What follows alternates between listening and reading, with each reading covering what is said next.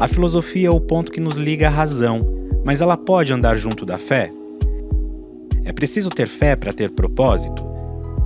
O filósofo e escritor Luiz Felipe Pondé me recebeu para uma conversa franca e sem tabus.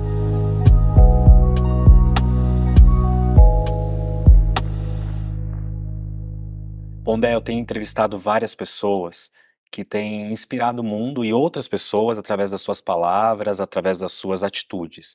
Você acha que o seu pensamento crítico inspira as pessoas? Eu acredito que sim. Primeiro, pelo número crescente de seguidores que eu vou tendo nas redes sociais, pelo número de livros que eu vou vendendo, certo? Pelo número de convites para participar em eventos onde a gente discute determinadas coisas. Segundo lugar, porque eu acho que a gente está numa época assim de um certo enfraquecimento utópico. Então, as coisas estão confusas, as pessoas não sabem direito o que é certo ou errado, a política está atrapalhada, as redes sociais viraram o mundo pelo avesso. E toda vez que o mundo fica confuso, a filosofia cresce. Ela já nasceu numa Atenas confusa. A vocação do filósofo é crescer quando as pessoas se desesperam. Hoje, qual a importância da filosofia para esse mundo tão difícil que a gente está enfrentando? Assim, acho que a importância da filosofia ela foi definida desde o momento, por exemplo, que Aristóteles, em Atenas, definiu o ser humano como um animal, entre outras coisas, que quer entender as causas das coisas. Conhecer para Aristóteles é conhecer pelas causas. Entender a relação entre causa e efeito numa série de cadeias. Eu acho que querer entender o mundo à sua volta é uma característica humana, em maior nível ou menor nível, mais profundo ou menos profundo, é uma característica humana. Nesse sentido, me parece que a filosofia está sempre em dia, né? Ela caminha ao lado do ser humano no momento que o ser humano quer dar nome às coisas, ou quer mudar o nome das coisas, ou quer perceber que não acha o nome para as coisas. E como a filosofia é uma arte do conceito, a capacidade de você organizar o mundo dentro de conceitos ou fora dos conceitos, eu acredito que a filosofia ela sempre ajuda o homem. O Teofrasto, contemporâneo do Aristóteles, se pergunta, afinal de contas, por que os homens mais inteligentes seriam melancólicos. Eu não acho que isso seja uma verdade universal. Eu acho que a melancolia e a depressão às vezes pode destruir a capacidade de pensamento de uma pessoa, a capacidade de investimento, de tesão com o De pensamento. afetividade. Isso com certeza. E para pensar você precisa de afetividade, senão você vira um robozinho, né? Mas eu acho que há um vínculo entre melancolia e pensamento, no sentido de que pensar às vezes machuca, vai contra o que você gostaria de encontrar, pode relativizar aquilo que você achava que era evidente e absoluto, mas eu acho que isso é fazer bem.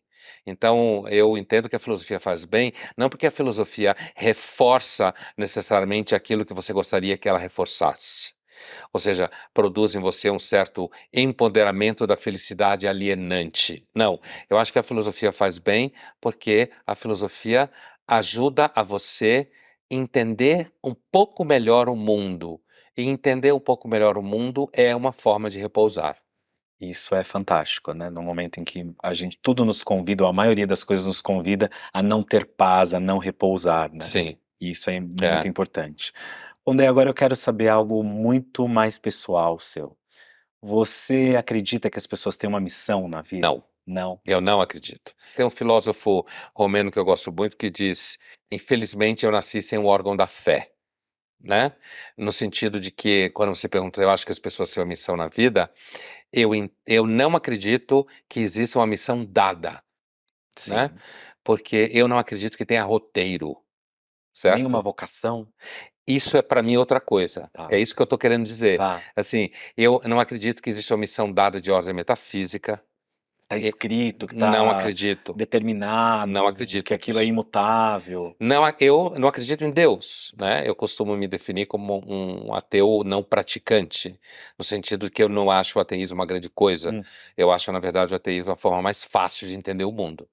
Agora, eu entendo que algumas pessoas, eu não sei se todas, algumas pessoas têm, seja lá por desde herança genética, passando por história do inconsciente, passando pelo ambiente em que cresceu, ou seja, por uma série de variáveis, algumas pessoas podem ter uma certa vocação, um certo tesão por realizar determinadas coisas na vida. E aí junto com a determinação delas, com toda essa questão que a gente tá falando aqui do ambiente, do inconsciente, ela Sim. vai formando um caminho, Exatamente, é isso aí. tá. Então, não é uma missão, é porque normalmente eu falei para você não, porque normalmente quando me perguntam se eu acredito que os seres humanos têm uma missão, é no sentido meio kardecista. Sim, daquela coisa É, de que você predeterminada. escolheu então nascer assim, porque você tem a missão de cuidar dos pobres. Eu não acredito. Eu não acredito em nenhum sentido maior das coisas, entendeu? E falando em kardecismo, eu queria perguntar pra você uma outra questão. Deixando a religião de lado, o que é a fé pra você, como filósofo? A fé é a capacidade de você aderir a um conjunto de crenças e práticas com paixão. É assim que eu vejo a fé. E você acha que a religião, ela prejudica ou ajuda o processo de qualquer fé, mesmo que seja essa fé que você está falando? Para algumas pessoas, algumas formas de apresentação da religião ajudam e para outras atrapalham. Então, como eu dei aula 24 anos de filosofia da religião, mestrado e doutorado, então eu aprendi um pouco ao longo desses anos de que não é possível se fazer julgamentos universais sobre as religiões. Para começar de conversa, assim, as religiões não dizem a mesma coisa o tempo todo. Isso é um engano. Do ponto de vista histórico, social e teológico, existem conflitos entre as religiões. Existem posições distintas. É claro que existem pontos de contato, mas eu vou pegar só um clichê. Veja a questão de Cristo, entre cristianismo e judaísmo, que são duas religiões muito afins, historicamente e teologicamente, você tem um conflito básico. Os cristãos entendem que Jesus é o Messias e já veio, os judeus entendem que Jesus não é o Messias e o Messias ainda está para vir. Então, isso é um conflito assim de cara. Então, por que eu estou dizendo isso? Porque eu acho que não dá para fazer um julgamento universal sobre as religiões, nem para o bem, E nem para o nem mal. para o mal. E nesse sentido, eu acho que a sua vivência religiosa, o ambiente onde você cresce, as pessoas que você conhece, elas podem ajudar a você ter uma vivência de fé mais construtiva ou mais destrutiva. Por exemplo, para mim, eu estudei muitos anos em colégio jesuíta. A minha experiência no colégio jesuíta foi maravilhosa. Anos 70, desde encontros em que a gente discutia as coisas mais fascinantes, ia para casa dos jesuítas na praia, e aí a gente ficava meninos e meninas namorando, e os padres fingiam que não viam, e a gente roubava vinho e tomava vinho, ao mesmo tempo a gente ia em leprosário, a gente ia em favela, entende o que eu quero dizer? Sim. Então, Era um ambiente saudável, né? a minha experiência com a religião, com a Igreja Católica, do ponto de vista da educação, foi maravilhosa. E, no entanto, eu não sou católico, nem vivo na igreja, nem nada disso. Portanto, assim, se eu fosse responder para você a definição de fé que eu dei, né, uma adesão a determinadas crenças e práticas com paixão, eu teria que dizer para você que a Igreja Católica me ajudou nisso, Sim, certo? Na minha verdade. experiência concreta de vida, foi uma experiência em que o convívio com os padres jesuítas reforçaram uma percepção de investimento, comprometimento associado ao prazer.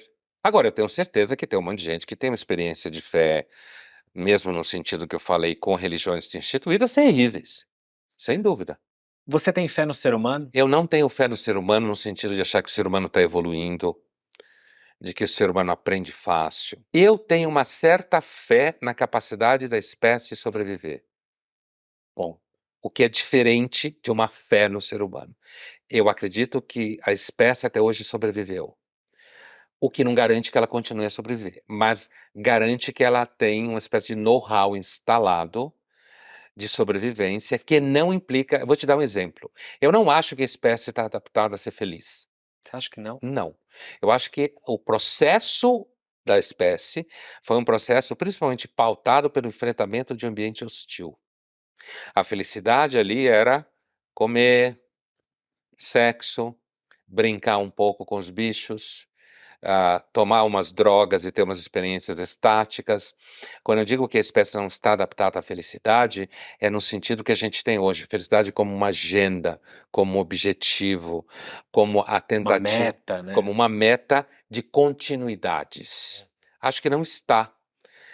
Inclusive porque quando a gente vive mais, tem muita depressão na terceira idade, porque a gente não está acostumado a viver tanto, sem fazer nada. E o que é felicidade pra você então, Pondé? Felicidade para mim, eu vou te dar uma resposta concreta, porque eu sou, na verdade, muito concreto. Eu não sou o filósofo que se prende em angústias metafísicas ou existenciais. Eu sei que eu escrevo muito, eu discuto, eu compreendo isso, já dei muita aula disso, e tem muita gente que não acredita.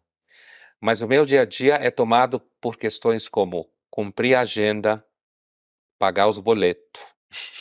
Que essa é a parte dura da E vida. eu falo os boletos, porque acho que pagar os boletos é mais forte do que pagar os boletos, Sim. certo? Então, assim, é enfrentar questões que estão relacionadas à família, questões que estão relacionadas a desejos, a filhos, agora eu tenho uma neta. Então, assim, questões concretas, objetivas, sobrevivência, decisões profissionais, né? O que fazer a partir do momento que você fez 60 anos, que é o meu caso, que acabei de fazer. Então, assim, Te o que assustou fazer 60 anos? até agora não. Agora é claro que eu sei fazer conta. E como eu sei fazer conta, eu sei que a maior parte da minha vida já aconteceu. Aí a minha pergunta é: se isso é um fato, o que eu farei daqui para frente para continuar a extrair o mesmo tipo de experiência feliz que eu tive até hoje? Pra onde você acha que o mundo tá indo e como você imagina o futuro? Eu acho que o mundo não está indo para lugar nenhum, certo? Assim, como eu falava no começo, eu acho que o mundo anda em círculos, a humanidade bate cabeça, resolve problemas, faz criações fantásticas, né? Eu não acho que, quando eu digo bate-cabeça, anda em círculos, eu não quero dizer que a humanidade seja um bicho que só faz besteira. Nesse no sentido ontológico, como a gente disse, filosofia, eu não acho que o mundo está indo para lugar nenhum. Do ponto de vista histórico, eu acho que o mundo em que a gente está vivendo agora, ele está indo para uma desorganização no plano institucional político, uma erosão dos mecanismos de mediação, portanto, uma possibilidade de aumento de uma certa desordem social e política, inclusive causada pela emergência das redes sociais. Então, no sentido mais próximo, imediato, se você me pergunta para onde que eu acho que o mundo está indo, eu acho que o mundo está indo para um momento de mais tensão, mais instabilidade. Isso pode impactar mercados, criar dificuldades de sobrevivência. Ao mesmo tempo, eu acho que o mundo está indo em direção a um crescimento cada vez maior do impacto tecnológico, revolução cognitiva, convívio com inteligência artificial cada vez maior. Então, acho que o mundo pode mesclar uma profunda desorientação existencial com um enorme avanço tecnológico. Então, é assim que eu vejo o futuro. Qual a melhor parte de ser o Pondé? Melhor parte de ser o Pondé, a sorte que eu dou em encontrar pessoas que me inspiram, certo? Que muitas vezes me fazem questões que me põem a pensar. Eu, profissionalmente, até hoje eu dei muita sorte. Então, eu diria que a melhor parte de ser o Pondé é ainda, pelo menos até agora, não ter esquecido que Uma das uma das questões mais importantes do sucesso é você aprender a agradecer. E o que é viver em sintonia? Viver em sintonia, É uma coisa que eu nunca me pergunto o que é viver em sintonia, né? No sentido de você estar sintonizado com outras coisas. Mas eu diria assim, de bate-pronto, que viver em sintonia é você não se tornar um ser absolutamente não empático. Então, veja que eu lhe respondi na negativa, né? O que significa que eu não sei o que é sintonia, mas eu sei o que não é sintonia.